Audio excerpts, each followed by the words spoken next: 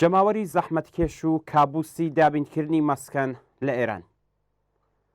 هەمشەهری ڕۆژنامەی شارەداری تاران راپۆرتێکی سەبارەت بە قەیرانی مەسکەن لە ئێران ئامادە کردووە و لەم پەیوەندەدا نووسیویەتی سەهمی هەزینەی مەسکەن لە سەبەدی بژێوی بنەماڵەیەکدا لە ئاستی جیهان بە شێوەی مامناوەند 18% و بەرز و نزمیەکانی لە نێوان 15 بۆ 25%.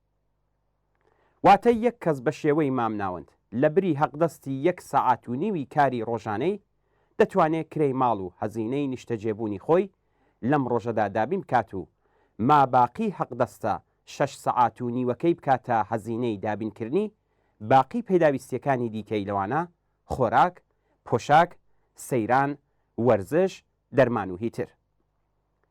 لەم راپۆرتەدا هاتووە کە سەهمی هەزینەی مەسکەن لە سەبەدی بنەماڵەیەکی شاری لە ئێران بەرابەرە لەگەڵ حەقدەستی 16 سەعات کاری ڕۆژانە. بە واتایەکی دیکە سەرپەرستی بنەماڵەیەک مانگانە 2 بەرابەری ئەو حەقدەستەی کە یاسای کار بۆ 8 سەعات کاری ڕۆژانەی دیاری کردووە دەبێ بکاتە هەزینەی دابینکردنی مەسکەن.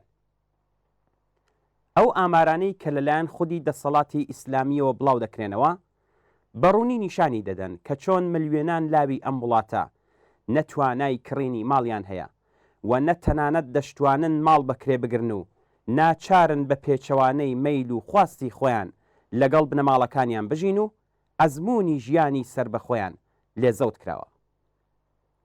چەندین ملیۆن بنەماڵە لە پراوێزی شارەکان و بەبێ هەبوونی ئیمکاناتی وەک ئاوی خواردنەوەی سالم، بەرق، گاز و سیستمی گونجاوی ئاوەڕۆ لە چارداخ و تەنانەت لە سەربانی ماڵەکان دەژین.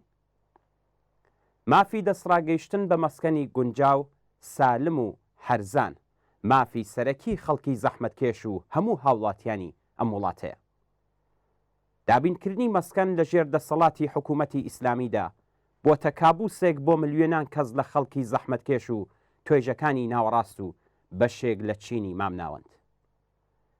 لە ئێران ملیۆنان کەس دەستیان بە مەسکەنی گونجاو ڕاناگات.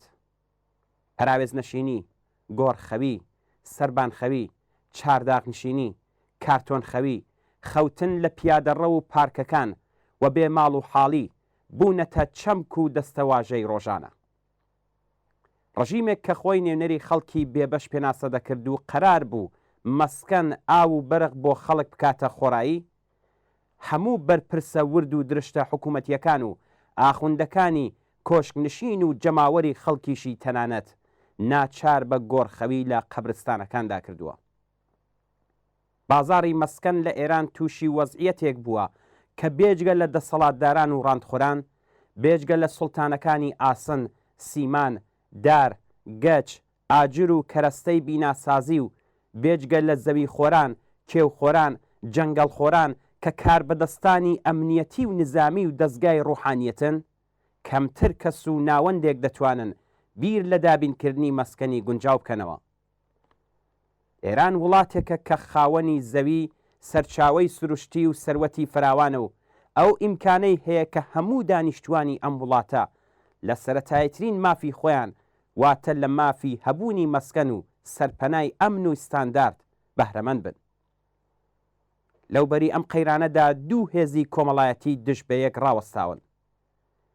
یەکیان گروپێکی بچووکە کە لە قەیران و بەرز و نزمیەکانی بازاردا بە سوودی ئەفسانەیی دەگەن و ئەگەریش خوازیاری هێوەرکردنەوەی قەیرانیش بن، کۆنتترۆلی هەمیشەی قەیران بە قازانجی خۆیان نازانن. ئەوی تریان زۆرینەی توێژەکانی کۆمەلگان کە لە ژێر دەسەڵاتی ئەم ڕژیمەدا هیوایەکیان بە باشتربوونی ژیان لەوانە بەهرەمەندبوون لە مەسکەنی گونجاو نەماوە. بە پێی راپۆرتەکان بە شێوەی مامناوەند نزیکەی 70% داهاتی بنەماڵەیەک بە تایبەت لە شارە گەورەکان دەکرێتە هەزینەی مەسکەن و ئەوسی لە سەدەی دیکەشی بە هیچ شێوەیەک بەشی دابینکردنی پەیداویستیەکانی بنەماڵە لەوانە دابینکردنی خۆراک، دەرمان و هەزینەی خوێندنی منداڵان ناکات. قەیرانی مەسکەن لە ئێران جەماوەرێکی هەرچی زیاتری بەرەو هەژاری بێسنوور بردووە. هەبوونی شوێنی نیشتەجێبوونی گونجاو و ئەمن مافی هەموو ئینسانێکە. حکوومەتی ئیسلامی کە لە دابینکردنی مەسکەن بۆ خەڵک بێتوانایە و سەروەت و سامانی وڵات دەکاتە خەرجی تێرۆریسم لە دەرەوە و سەرکوت و کوشتار لە ناوخۆی وڵات، لیاقەتی دەسەڵاتدارێتی بەسەر خەڵکدانە. ئەمڕۆ پتر لە هەر کاتێک ئەمنیەت و خۆشبژێوی خەڵک بە ڕووخاندنی ڕژیمی ئیسلامیەوە گرێدراوە و بۆ دابینکردنی خۆشبژێوی و مەسکەنی گونجاو بۆ چەندین ملیۆن بنەماڵە لە ئێران، حکوومەتی ئیسلامی دەبێت نەمێنێت و نظامێکی سەرچاوەگرت و لە دەسەڵاتی جەماوەر جێگای بگرێتەوە.